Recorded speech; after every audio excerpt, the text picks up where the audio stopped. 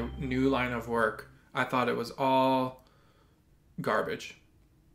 I thought it was all snake oil, and that it was all stupid. But at the same time, I was like, whatever. Like, to each their own. I don't care what you do. Sure.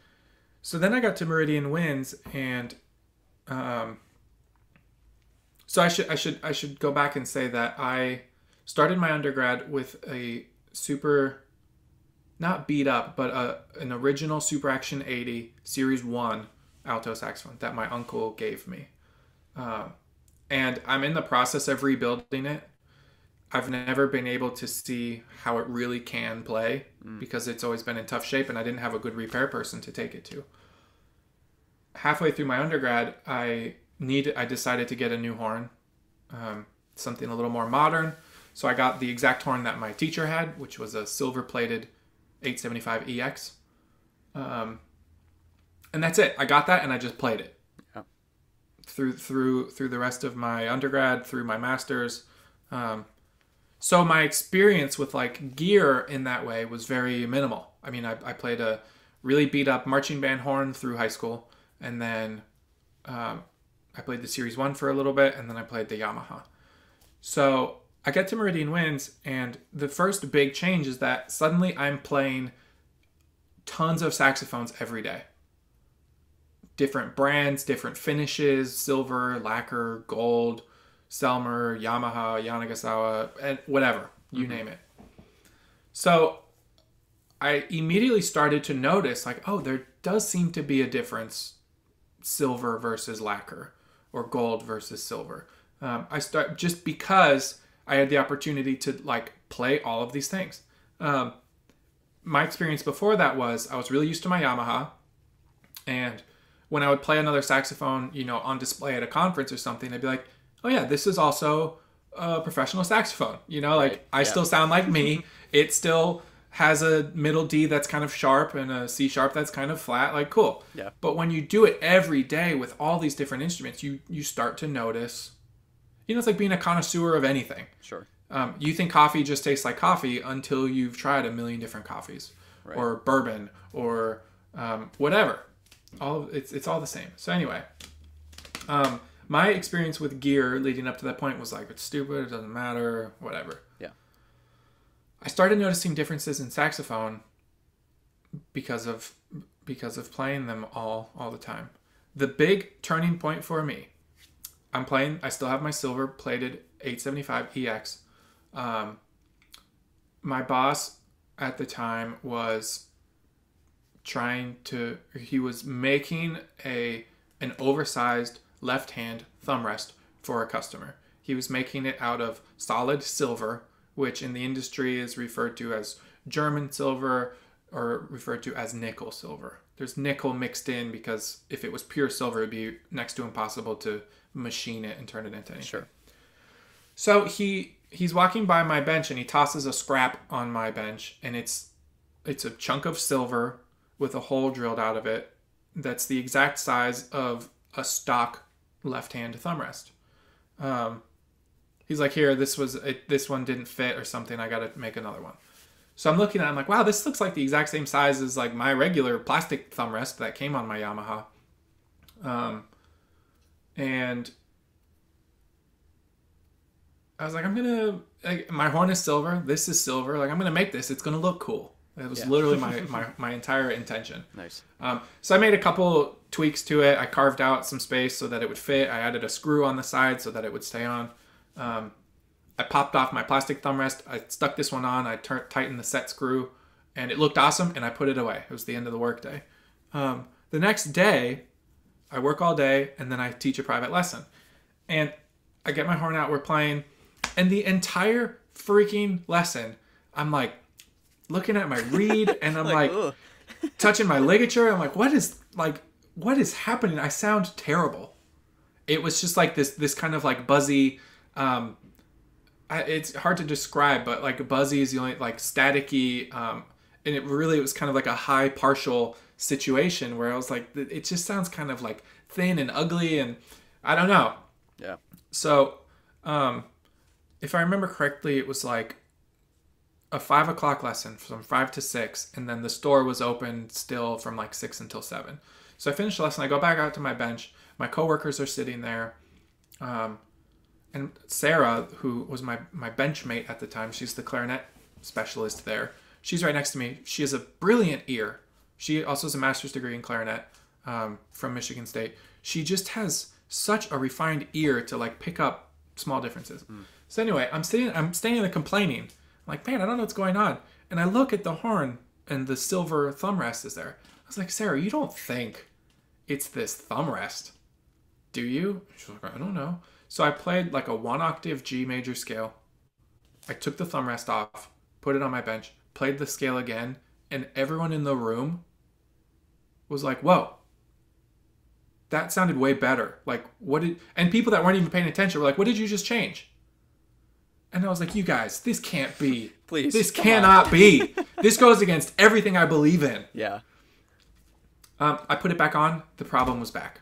The change in sound that was enough to make me think that my reed was a little crooked or chipped or split or ligature. I don't know.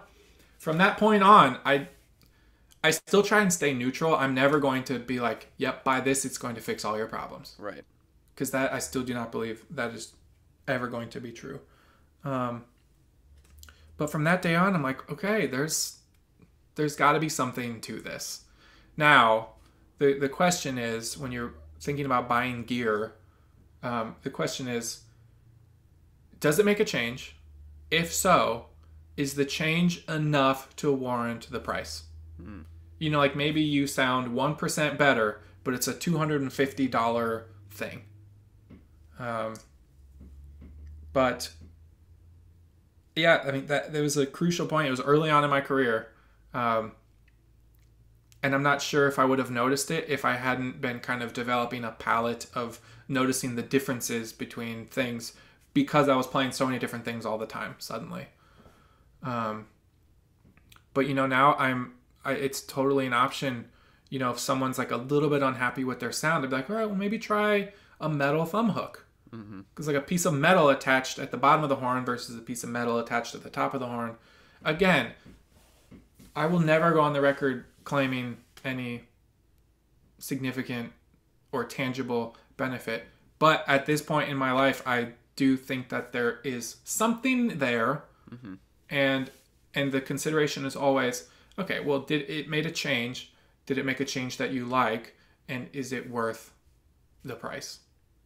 And that goes for Ishimori thumb hooks. It goes for neck screws or La Freaks or gold ligature versus solid silver, like all these things. Yeah.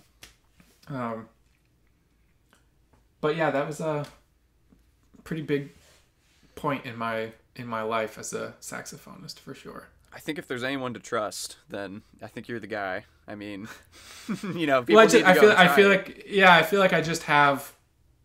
I was in a unique opportunity to like actually really be able to experience these things. What you're saying, you know, with that in mind, I don't want to, you know, put you in a spot or anything, but just in your experience, you know, I just feel like there's so many different paths people can go down chasing something, and whether it be mass or like weight, because I've heard that thrown around. I've heard type of metal. I've heard placement on the horn, like all those individual things. If you had to say like one of those in your experiences makes the most difference in a good way, what is the thing that people need to be probably thinking of first? Unfortunately, that's not answerable. Okay. Is it like case by case? It's case by case. And like what's good to the individual is never going to be the same thing. Right. Yeah, of course. That makes sense. So I'm afraid there's no answer. I think one of the coolest things about Meridian Winds specifically is that they have everything in stock.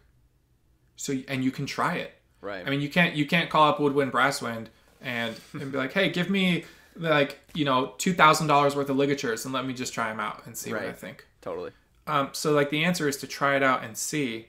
What it boils down to for me, to sort of oversimplify it, whether or not it makes a difference to you or to the audience, if it's going to ignite a little bit of interest in you or a little bit of fire that's going to make you more excited to practice tomorrow, it's worth it. Even if, someone on the other side of the room can't hear a difference or thinks you sound the same. Yeah. If you feel, it's kind of like the placebo effect. It is the placebo effect. Totally. Is it bullshit if you play better? If your altissimo is working better suddenly, just because you expected it to, whether it's placebo or not, does it matter? If you think there are tangible results, if you suddenly have more confidence, if you truly believe that your altissimo G is going to come out without cracking, whether it's placebo effect or not, is that bad? Yeah. That's kind of the question. And that's something that really, for me, it's like, ooh, I got a new ligature. Like, I can't wait to go practice because it's going to sound better and different, and my articulation is going to be better. Anything to keep us interested in practicing and keep the grind going, I think there's automatically benefit in that. That's like my main take on gear. My secondary take then is, whether you think there's a difference or not, is it worth the price? Right. Like, gear is not going to fix your fundamental problems. It's a big part of the saxophone business, but I guess in summary, I do believe there's something to it. It's not necessarily always good, and like the most expensive version of the thing isn't necessarily the best one either. I've tried a lot of like solid silver, gold plated, this or that, and for me, my preference kind of lands on brass with gold plating. Mm-hmm. That for me, that kind of suits the color. Again, is it placebo? I don't know. It's like you can't really tell.